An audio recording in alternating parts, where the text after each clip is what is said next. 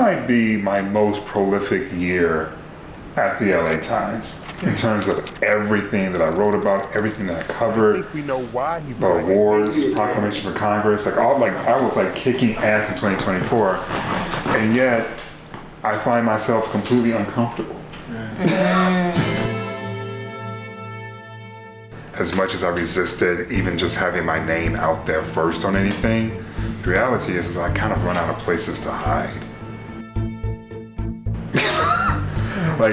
I keep next level. There is no next level for me. I've worked at basically every major newspaper, every major television station, and I've worked in all the major cities. The next level is just me.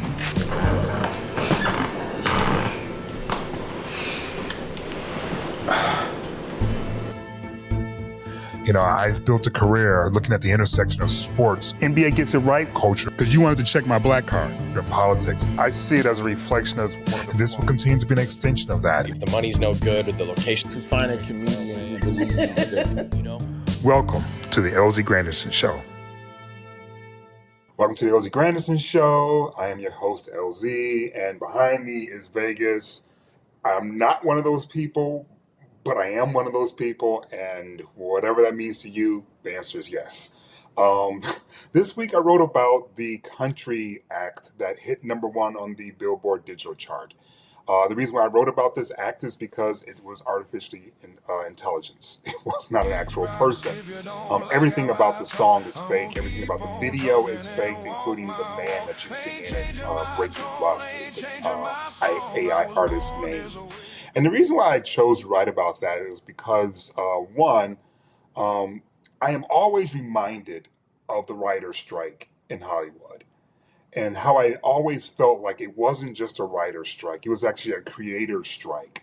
And the writers and actors got together, but I think all creators perhaps should have gotten together in that moment because this technology was coming. And that strike was just the first wave in terms of how that technology was going to impact creators' employment. And I'm including myself in that, as a journalist. Well, there are certainly news agencies that are using AI to do voice-generated interpretations of my columns. The voice you hear reading the columns, it's not mine. I'm not sure what it is. So, we're all sort of wrestling with how technology is going to impact our industry. So with that being said, I want to shift gears and tell you about this conversation I had with Eric Church and how, it just kind of fell perfectly in terms of timing. Eric and I have known each other since the very first release, Sinners Like Me, almost 20 years ago. As many of you know, I'm a big country music fan, and Eric is, to me, one of the best lyricists that have ever picked up a pen. The way that he's able to weave stories together, both imaginative as well as actual stories, real stories. I just think he's just brilliant at that. So anyway, we've been trying to get together for the past couple of years, actually, to do some sort of interview. And it just sort of worked out that during the timing, we were able to talk when this AI song hit #1. And, he has some really interesting thoughts to say in terms of the technology and how it's being used and what he's really concerned with when it comes to AI. We also talk about the work he's doing back home in North Carolina. I'm not sure how many of you may recall, but Hurricane Helene was one of the strongest hurricanes to ever impact inland. And one of the reasons why is because of the longevity of the rainstorms that the mid-Atlantic was experiencing. And the region that Eric is from in particular was devastated. And so he quickly put together a benefit concert, and then he released a single called The Darkest Hour. And all the proceeds went to try to help people in this village or in this community. And then, earlier this month, he started opening up the housing development that he built for the people who are displaced. All these tremendous things that he did as a human being that Breaking Rust, the #1 artist, can't do because he isn't real. And that's the whole point of this, is that, we can't get so caught up into success being determined by the algorithms, by followers, and by things that are digitized that we forget that it's actually the flesh and blood that matters most. And Eric is one of those artists that never forgets that. And I hope you really enjoy this conversation. What's up, Eric? How are you, my man? good, LZ. How are you doing? I'm good. I'm good. Congratulations, man. 20 years. 20 years in this business, and you're wrapping up your tour next year. You have the IMAX film coming out and the live album. I mean, you feel like you're at your apex right now as an artist. Do you feel that way right now? Yeah, we're as good as we've ever been. This tour and this album. I mean, as you said, 20 years, but you there's always times in your career where you go through those times where you have all this success and all these things happen, but you're not always the best during those times. You're kind of growing and you're kind of going through it. And specifically with this album and this tour, for me, it's the best I've ever been, and it's the best we've ever been. I mean, I'm having more fun on stage. It's almost like a 3-act play. We come out and we play the album, which is Act One in Secession, and then we kind of go back to some of our old school stuff with the strings and the horns and the choir, and then we start stripping it down to OG band and crew band on stage, and then it's just me acoustic. So you have there's these different acts throughout a show, and it's just a lot of fun right now. Which element of those different acts, is the one that you lavish most? If it's your favorite child, if you would. Right now it's the coming out and playing the album because there's such a commitment. First of all, it's technically a really hard album. It's a difficult album to record. It's a difficult album to play and sing. Why? Why is that? I think because you have all the different pieces and parts, you almost become like an orchestral director at times. You have the strings, you have horns, you have the choir, you have the regular band. It's vocally a pretty challenging album, and so you have all of these elements that have to work together, and then that's its own challenge. So I like it because you're asking a lot of the fans that you're going to come out and play your album start to finish. And that's how we're going to start the show. That's how we're going to get it going. But what I hope it shows is the level of commitment that I have to this album, that I have to Evangeline versus the Machine, and what I think about it. That we're going to go out and we're going to do this unique thing that we've not done in any of our other tours. We've never played an album front to back, and that's all we've done. So I hope it shows the people how much I care about this album and how much it means to me creatively. And I think that commitment, it's kind of hand to hand combat in a way, but the commitment of it is something that I hope the fans see. How did it get started? I was blessed enough to see the show. Absolutely love the album. I know that a lot of people still think Chief is your number one album, maybe Mr. Misunderstood. I think this, eclipses them both in terms of instrumentation, in terms of lyrics. Like, it is such an amazing kick-ass album to me. Like, where did it come from? It actually, it kind of started, it started really with Stagecoach, my infamous Stagecoach show. Where I went out and took just myself, acoustic guitar and a choir, and I, played for 80,000 TikTokers. And we started out with hymns and kind of gospel music. And then we, kind of went through all different kinds of older music that I grew up on. And that was the whole show. It was 90 minutes of just me. I even was playing drums with myself. I had a little kick pedal. So as I'm playing guitar, I was the band. And then, we had a choir behind me. But I enjoyed the creativity of that so much, and starting to like get into some different musical elements orchestrally, and just what it could do, what the voices could do, and that led me to strings and horns. And when we first went in to do Evangeline, I had the songs, and I've written a lot of songs. In the last 4 or 5 years, I've only cut what's on Evangeline, but I've written a lot. But there were only certain songs that lent themselves to what this record was going to be. And I'm still a guy that I believe I will die on this hill.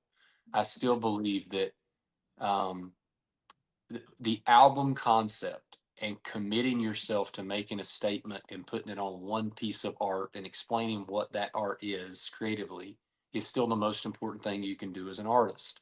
I get that consumption has changed, and in the world we live in now, you can put out a song on Monday and put out another song on Wednesday and another song on Friday. But I can't make that make sense for me because I don't know how they all tie together. So Mm. I have to use the album form as a way for me to segment through what songs need to be a part of this project. Otherwise, there's just a bunch of songs, and Right. I can't ever figure out as an artist and a fan of albums what the purpose of that is, and then how that all um, encapsulates the career. So for me, it started at Stagecoach, and that was controversial to some people. I loved it, but some people it was controversial, and it really kind of started there. I'm one of those LZ, like when you maybe this is a character flaw, but when something like that happens to me, I usually double down. Like I'm the last person to have something like that go a little squirrely and go, okay, I'll do something else. I'm the last person to do that. So when that happened, I thought, okay, this is fun. I'm gonna see what if we can go a little farther out there creatively. And it really just started to, once we got in the studio, it was so interesting to me to play. Like for example, Bleed on Paper was the first song we cut. Are And you serious? That first is my song, favorite song on the album. I first play song it we cut. nonstop. Well, first song we cut. And we Wow. but on my guitar, it certainly sounds different than it did when I walked in that studio. So, and Jay Joyce, my producer, did a great job. He didn't let me know or hear anything. He had Bleed on Paper, me on my couch playing guitar, and that was what I sent him. And he said, "Be here at 10." And I said, "Okay." Wow. So when I got there at 10, I told him what I wanted to do. I told him that about the orchestral and all the elements. So when I get to the studio, I got there at 10, and it's the first time ever he kept me from coming in. So I got there at 10. He was like, actually, the bus was in the parking lot. He said, stay on the bus a minute. We're still working on stuff. And I was like, well, I want to come hear it. And he goes, no. Then I'll call you when it's ready. So about noon, about 2 hours later, he said, we're ready for you. And when I walked in, he sat me down and put a guitar in my hand. I'm looking at, and I'm like, there's 50 people in this studio. There's a string section, there's horns, choirs in the corner, there's people everywhere. And he put me kind of in the middle and he gave me a guitar and he said, I just want you to play the song. And when I started playing the song, all of a sudden, hear the strings come in and the horns come in. And I actually got to rediscover that song in a totally Hmm. different way than I knew it. And I think a lot of the energy of this record is I'm hearing that stuff for the first time as I'm singing it, and all the power, Wow. the engine. There's a ton of gasoline. There's a ton of energy when you start adding all those pieces. There's a real Mhm. depth to it, and I'm feeling that for the first time when I was in there. So I knew then I didn't know what it was, but I knew that I could feel it in the studio. And the best records and best songs I've ever had, you can feel it when they're happening. The ones Hmm. that you have to do over and over and over and over, and you're trying and it starts to lose whatever that is. And this was this of all the records I've done, this was the one that had that feeling the most. Even more so than Springsteen. And congratulations, by the way. Rolling Stone named it, among the greatest, I think, 100 songs of the 20th century. Wow. Would you put those records that's on this record over the stuff you did during your era with Springsteen? They're different. They're different. I mean, my favorite record coming into Evangeline, I've always said that we've done. It changes over time, but my favorite is Mr. Misunderstood album. That was an album Really? that also just it happened that same way where it was very organic. That was going to be a duets album, collaboration album, and I was going to sing with Willie and Christopherson and all these people, Bob Seger. That was how that started conceptually. And all of a sudden, I write Mr. Same Music and I write Mr. Misunderstood, and I write record year and all these things started happening, and pretty quickly it just became its own thing. And but that was another one that I knew in the moment it was different. I mean, I remember when we cut knives in New Orleans. I could feel it. I could feel it. And Man. it's one of those that when you're in it, you just know. As an artist, when you're right halfway with you. I don't mean to cut you off. Could I just tell you how intimidating that song is lyrically? Like, I'm a writer, and I really hate it when guys like you write so efficiently and is able to steer through emotionally, because I'm a journalist, right? So I get some bandwidth. You get Yeah. like 3 minutes, you get like Right. what, 400 words, and you're Yeah. able to Right. like You got to nail it. get to the point. Oh my gosh, that song is so fucking amazing. Like it's a story. Is it a real story? It's actually was no, it was just it became a real story in New Orleans. It was funny. One of the first shows, one of the first shows of this tour, I think, is when they had the big jailbreak, down there, and all the convicts were running around, like 9 people, and I was like, who knew that art imitates life or life imitates art? This is actually a true story right now, and I wrote it a decade ago, but That's yeah, funny. that's just creative license, creative freedom. Man, so clearly that song means a lot to you because you only pre-released 2 singles from the new album, and that's one of them, the live version. Yeah. Well, I Why mean, is that song so close to you? I think it's one of those songs that, and kind of like what you were saying, we write a lot. And when you get a unique idea and a unique storyline, like I've got 1,000 songs about a certain thing or things, and I don't really have any about a manhunt and about, this unique thing. And also I love the ambiguity in the song of, you don't really know what the guy did. The Right, song, right. the song ends with "I did what I did," and there you don't know what it is. You didn't spell it out, and I think I've had so many people that talk about that, or I've been interviewed about that, and they all want me to tell them what the guy did. And the honest truth is, I don't know. I mean, I don't know what he did either. I just know that there's the guilty vein part, and all the things in Yeah, that. But the guy did something he shouldn't have done, and you don't have to spell all that out. I love how it leaves that for the listener to figure out what they think happened, and the that's answer to that is correct. that is hard, right? I mean, music is commodified and commercialized, and people like things to be nicely tied up in a bow, and you're daring them to what, BYOS, bring your own story. Yeah. Oh, there's a lot. I mean, you hit on also what was a big deal with Evangeline versus the Machine. I mean, same thing, where this is not what I would call a commercial album. I mean, Right. in the scope of what's happening, this is one of those things. It's like, wow, like what? I remember when I first turned it in, to the label, and they were like, oh, what? They loved it, but they were like, well, what the hell is this? And I said, I don't know. I said, just it happened, and it happened in the course of a few days. We just had the people there, and it fell out, and I think that the commerciality and all that stuff um, can be a detriment as well as an asset. It can give you a lot more bodies in front of you. It can give you a lot bigger megaphone, but it can also be something you're chained to. And I just am not as good an artist if I'm chained to that. If I had to come out and go, all right, I need 4 radio singles, I need a couple number ones, I need to do this thing. I'm just not as good.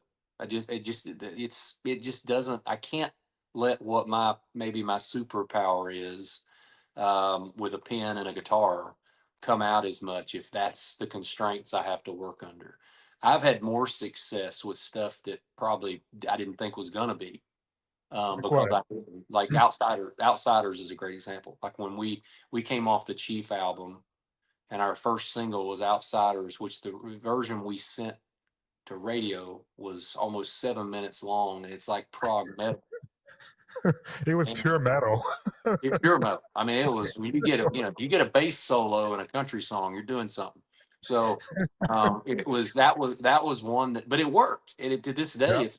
it's a copyright of ours. I mean, I have to play that in the show, and but that was just being creative. So for me, it's like the things that have ended up working out have been things that didn't make a lot of sense logically of what you would normally do. What you would normally do coming off of Chiefs and 2 big number ones, and that was off of Springsteen, um, would be keep it going, keep it Right. rolling, right? Keep the steam Right. engine going. And we Springsteen, didn't. John Cougar Mellencamp, do Yeah, yeah, yeah. all Keep going, keep going. And for me, we went the opposite. I mean, the Outsiders couldn't be more different than Chief. The Chief album. It's a completely different album. And you know but that's where I'm better as a writer. Hmm. And I think I'm better as an artist because I'm excited to get out there and play those songs and show that artistry on stage. I felt that way with the whole Evangeline thing. I was nervous the first show in Pittsburgh because we didn't really tell people what we were going to do. And I've got an arena full in Pittsburgh, first night of the tour. We're Right. going to play this album front to back. They're And expecting drink in my hand. they're expecting drink in my hand. They're expecting anything that they know in the first 45 minutes. But Right. it kind of worked, and it actually gives we the next part of our show we go into Desperate Man. We go kind of to what they know, and it's kind of a little bit of a I played Desperate Man 1,000 times, and it's probably the biggest lift it's ever gotten because people have sat there for 8 songs and listened to an album. They're like, hey, thank God, here we go. Something we It's so know. crazy. So I saw the show in Michigan, and the next day, we're having breakfast, and I see this couple, and I can hear them a little bit talking about the show, and so I stopped by on the way out of this restaurant, and I just sort of say, like, hey, what did you think of the show? Blah blah blah blah blah, and we just talked about the album. Wow. So I don't know I'm not sure if that's representative of every single person that night, but the 4 of us, we just talked about the album and how Great. the instrumentation of it,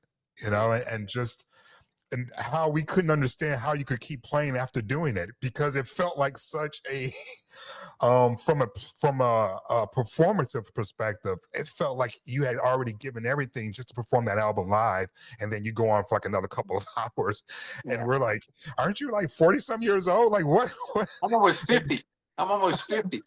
Now I think and it's interesting that you brought that up, but it reminded me of this. We go to this place to rehearse the tour in Lidditz, Pennsylvania, and they have these big buildings up there, and you said it's in Amish country, and you Okay. go up there and everybody camps out. It really what it is it's a place that you can go hang everything. It's in the middle of nowhere. You all group up together and you build the tour. There's the carpenters are there, the lighting people are there, the tech guys are Oh, there. that's awesome. You basically camp out for 3 weeks and we build this tour. And as we started trying to figure out what we were going to do with the Evangeline versus Machine album, initially we were going to do what you do most tours, where we're going to play about 4 or 5 songs off Evangeline and we'll try to sprinkle it in. And we started working with these set lists. And the thing I like about that as an album, I could not separate any of those songs from what they were chained to with the album. Hmm. If I tried to put Evangeline after Knives in New Orleans or whatever, it Right. did not work. It had to be Hmm. within the concept. So that's when we started thinking, we're going to have to keep this as it is. And then you start thinking, how are we going to do that in the scope of a show? So it took about a week to kind of go, you're kind of all in, your chips are in at that point in time. And it was, let's just play this thing front to back, and show what it was like in the studio and show how this thing came about, especially when you add strings. And we got a flute. I mean, you put a flute on stage, you're doing some work. It was a full orchestra, and I remember everyone around us saying, "Oh my, he spent money on this show." This is what we were all saying. They're right about that. You got the Grammy nomination for it, Best Contemporary Country Album. Do those things still matter to you? I think that's nomination number 11, but they hadn't quite figured out that you belong on the other side on the finish line yet. Yeah, I mean, it matters because I still have a ton of respect for the Grammys musically and who decides that, the tastemakers. And for what we put into this album and for what this album was, yeah, this one may matter more than others because, and I don't want this to sound wrong, but the others were more of, we were already having a ton of success and biggest act and #1s, and that's an easy thing to grab, right? If any award show, It's easy to go, of course that's nominated. But when you Right. do a record like this, and it could be called a concept album. And when you have something like this 20 years into a career, yeah, this one mattered a little bit, that they were still paying attention and going, hey, this is, something worth looking at.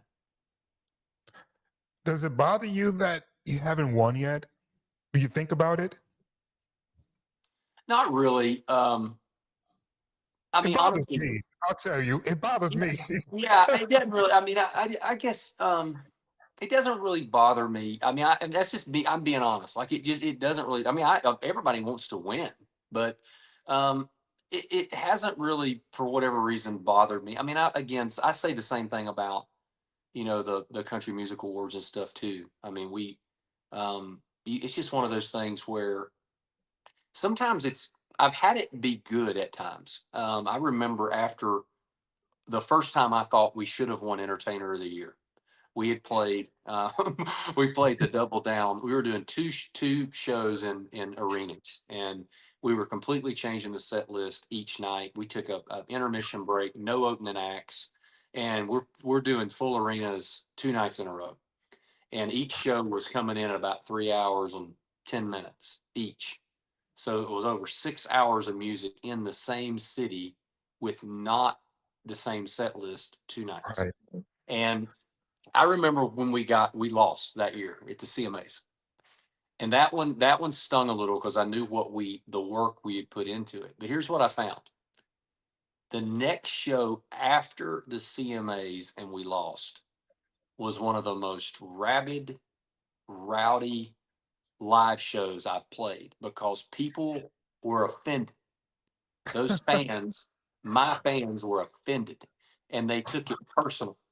And that's where I started thinking, man, it might have been better that we lost, because the people felt like they had something taken from them.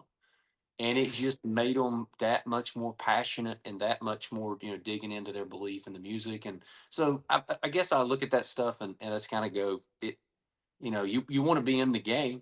I mean, you want to be looked at and seen. But as far as the winning part, I'm not surprised by any of that. Who are you listening to now? That's a good question. A lot of sports talk. I mean, I still, I mean, Do you want to be sports talk? Because I don't think Bill's working out for you guys down there. yeah, Do with you want Bills. to do that? I listen. Between that and the Hornets and basketball and Carolina football, I got all kinds of crap going on. But I I listen to a lot of that. I mean, I move around so much musically. I guess the one thing I would say that I probably should do a better job at, as I get older, I Mhm. continue to go back to, like, I listen to stuff that I listened to when I was younger. I'm kind of doing that old man thing, where um, I go back and I'll say, well, okay, I was listening to it this morning. Seeger's got a song called Jody Girl, and I hadn't heard it in a long time. And it's kind of an obscure Bob Seger cut. So what I've kind of started doing is going back and doing a lot of that. Everybody knows the songs from their favorite artists, but I've been kind of looking around at some of the B cut, album cut stuff that maybe didn't hit me at 18, 22, Mhm. as I was listening to Mhm. Against the Wind or whatever. And some of that stuff I've been doing a little bit. And it's been fun. It's been interesting to kind of really dive into some of that stuff. And then I'll always anything that's like really, really good that I come across, however I come across it. I was listening to Nick Cave this week. I like a lot. I think that's some great kind of different stuff, So I find some good stuff from time to time, but I don't go seeking it out. I'm not one of those like audio files that I'm constantly on AAA channels and trying to figure out what the next thing is. I'm not that person. I got a recommendation for you. All right. Because you're a guy that likes like a woman with a big vocals. You bring them on tour with you. They're undergirding a lot of your songs. Ledisi did this tribute album to Dinah Washington.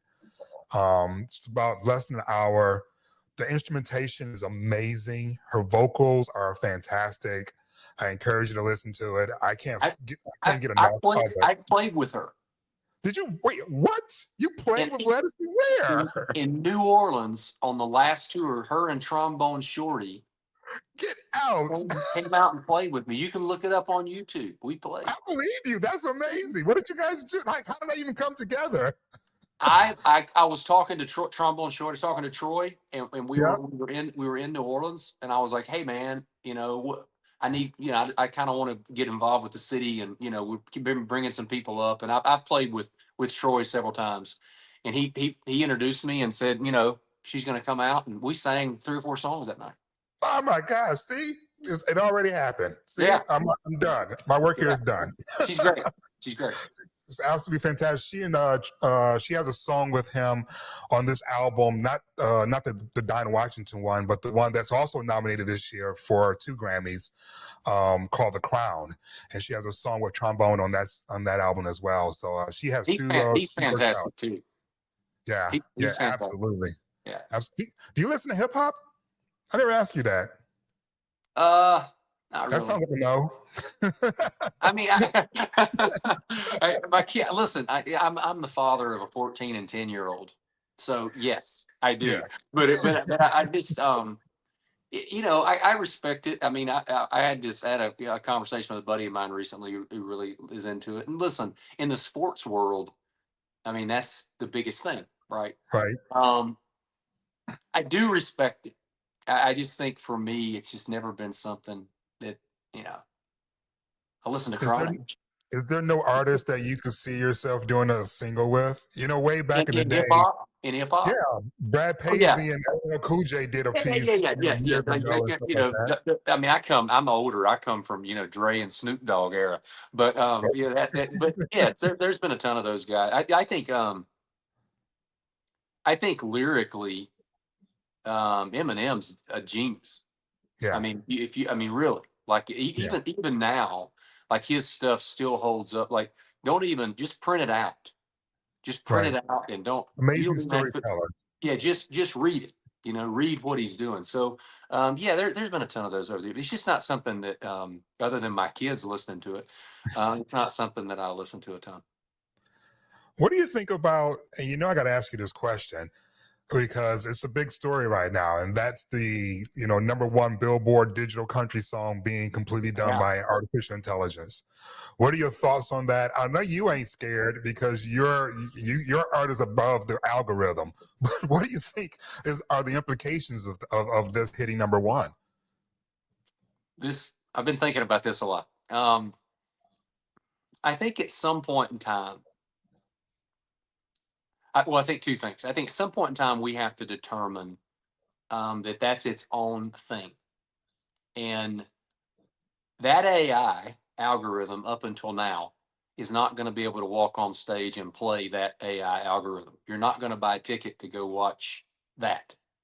So I think we have to somewhat separate this. I think that the better thing we should be doing is making the general public aware that it's AI, because I still have people that I don't think they know that. They'll hear that person or they'll see the name, and then the problem is it can become a little sticky when all of a sudden you make a website for that person and you give that person they're not real, but you make them real, and in that way you're deceiving the fans, I think. But as long as it's its own category, I think it's kind of fun. I think it's a fad. Because I still feel like that people, when they like a song or they connect with an artist, the ultimate thing for them is then to go experience that artist with people that also like that artist. That's your ultimate payoff. And you're not going to be able to do that, with AI. I will say, and I had a really good songwriter who's a great songwriter who I respect, that we had a disagreement and we had a discussion about this. And he made some pretty good points about how AI can be a tool for people who are songwriters, for people who are producers, versus he likened it to a surgeon. And he said, we did surgery in the Civil War, but we did it with a hacksaw and, bite down on this bullet. He said, we have better tools now. We have better things now. So I thought that was interesting. I'm not sure I agree, but I thought it was an interesting point that there are some things AI is going to be able to do where it can enhance the art. It can make what you've already got there maybe a little easier, quicker, less expensive, better. But I think overall, as a format, is it different than a mixtape when we were younger, or like a DJ who was putting songs together and I don't know. You know what I mean? Because each person's gonna have their own creative. I mean, it's like I think it's the money thing more than yeah, anything. It's the yeah, the money. right. Like it's number one, not just because it's being listened to, but because it's being purchased. Yeah, And it's so difficult, for artists, especially artists who aren't on like a multi-platinum level, to make money from streaming services. yeah. And now the competition, has even been increased artificially. So to me, I certainly understand the economics of it. But as far as I being, don't think it's going away. no, it's not. Right. So what are we going to do?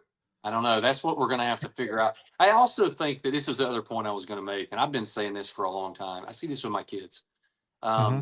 We're so into phones and social media and all these things. I believe, I don't know when it's going to be, but there's a backlash generation coming. There's going to be a generation of these kids who wants to be off their phone, who wants to be off social media, who wants to be disconnected, kind of like the Woodstock kind of era, the late 70s era, the war era, Vietnam War era, where there's the protest there. I'm protesting what's happening in the world. I still think that's coming. And so I think we're going to see these back and forths. The biggest problem with AI is the ability to deceive people or manipulate people because it looks real, it sounds real. It's pretty disingenuous if you didn't say it. No, I mean, I've seen stuff from me that is online and they take my face and they put it on another body, or I was giving blood sometime to save kids. And, it's like Good all on this. you. Well, I know, but anyway, but it was all this fake kind of stuff. And my mom sent me one. My mom sent me one. And I Oh was like, my Mom, God. I said, Mom, that's not me. I said, look at it. I said, that's not me. But it was an AI representation. So that's where it gets dangerous, and that's where it gets scary, and that's what we have to figure out. I'm not sure what we can do about it, but that we need to figure out. I think with AI, here's what I think is going to happen. We're talking about the Grammys. I think there's a day coming where you're going to have an AI genre, and you're going to have, it'll be classified as best AI contemporary song kind of this year, and it'll be probably from somebody who creates a song and it goes viral and it's played in stadiums and it's AI generated. And Would you consider that person that creates that song an artist?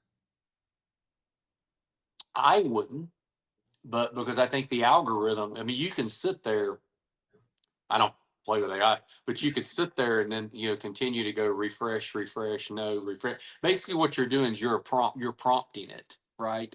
I wouldn't consider that person an artist. In my definition of what an artist is, no. But I think that, they get something catchy. They're able, I mean, are there people out there that may be better at manipulating AI than others? Yes. But the art part to me is kind of sacred and precious. I'm precious about that. So no, it takes a lot. There's a lot of artists I don't consider artists. So for me, I'm pretty precious with that. It feels like I need a part two to this conversation. I don't want to let you go without talking about, you walking the walk. And, originally I wanted to spend a lot of time just talking about the relief effort that you're doing, a year later after the hurricane hit North Carolina, and really just along the entire like mid-Atlantic coast. Can you just give listeners like an update and just in terms of, what you're seeing in the area that was hit a year later, and of course what your foundation is doing to help the people? Right. So we people are will be in the homes with this month. We got our first families in. We're going to do a pacing of this where we'll move about 4 families in a month through about April, and that'll complete our community in Avery County, which is 44 homes. I'm sorry, could you back up just a second and just tell people like exactly what you're doing so they know what Right. you mean by they're moving in? Gotcha. Yeah, I got sorry. So Like, no worries. when Hurricane Helene happened, I did a concert with Luke Combs in Charlotte, and we did it to raise money. And it's here's what it's like any charity or any relief concert for any disaster. You come in pretty soon after and you do this relief, and everybody, we give money, we do a show, and then you got to figure out what can you do with the money that's going to matter. And when we got to the end of this concert, we had a decent amount of money, and Luke and I split what it was so he could do what he wanted to with his. I was going to do what I was going to do. So, initially you start looking at what the people need, and I say this all the time. We're really good in this country at like 911. We're good at bottled water, diapers, but we're terrible at what's next. What 12 months, 18 months, 24 months. We just move on to the next disaster. Red Cross moves out, FEMA moves out. You end up, people are sitting around, looking around going, now what? Right. And what I realize, and have come to even realize more, is initially I thought it was a hurricane problem and these people had lost their homes. But once I've got more involved with it, I realized that it's a housing problem in America, specifically affordable housing. We are not in a great shape as a country for allowing people that work in the community, whether you're a teacher, a police officer, a medical worker, they don't make enough money to do anything other than rent their home. And that's the best they can do. And we just, especially these small towns, there's not enough money to be made in these small communities for what the real estate value is. And they can't get a mortgage from a bank. They won't qualify. So what we decided to do was make this more about housing. And for people in Avery County that were people that meant so much to the community, teachers, healthcare workers, first responders, all these people that were pillars of the community. And this actually came, LZ, from a story that I heard about another part of North Carolina. There was a guy who had a tree through the middle of his house. And it came like, but they moved to the other part of the house the day after the storm, right? And what did he do that next day? He grabbed his oldest son and he got a chainsaw and he got in his truck and he went and helped neighbors because they didn't have a house at all. And he had half of his. Wow. And I thought that right there, that spirit is what built these small communities. That is the foundation and the pillar of who we need to keep in the communities. Problem is we lose them. They're scattered. So for us, it's about keeping the communities together. When we started our project in Avery County called Blue Haven, and then we went in, we partnered with Clayton Homes, and we're going to do 44 homes in Avery County for 44 families. These are all families that have meant a lot to the community. Some of them were directly affected by the hurricane, some indirectly. But the key is, if they commit to living there for 10 years, we'll give them the home. They get the notes theirs. To keep them in the community. These are nice homes. These are higher end for what a replacement home would be. And it's been incredibly important to me to see how much a person having a path to just have a part of that American dream of home ownership and having a home has mattered so much to them, to the families, there. It's been even more than I thought it would be, to see how some of these people who were living paycheck to paycheck and were just thinking, I'll never own a home. I'll never be able to have a place that I know is mine. It's been pretty amazing to see how much that's mattered to their life and to their everyday spirit and how they live their life. Not to do a head deep dive into today's, political climate, but the word affordability has been the buzzword as of late, much to my chagrin. It's like I'm personally like going, when wasn't shit not affordable? Like, why is this everyone's acting like this is new? But because we are talking about affordability more and more, and you are more witnessing what's happening in terms of housing affordability, If you had a magic wand, Eric, what would be the one thing you would want elected officials to do to help people in communities that you've witnessed, whether you grew up in, you went to Appy State, went to college in, or what you see on the road when you plan your career? Like, what would you say to elected officials to help people in order to, in your words, reach the American dream? I think a lot of it starts with the small town. America is made up of millions of small towns, and those are the towns that are getting hurt. Like, listen, what ends up happening there is you have these big cities where the real estate prices go through the roof. Like, for example, in North Carolina, you would be Charlotte or something like that. In Tennessee, it's Nashville. But when you get in those small communities, they're just kind of forgotten. They're kind of on their own.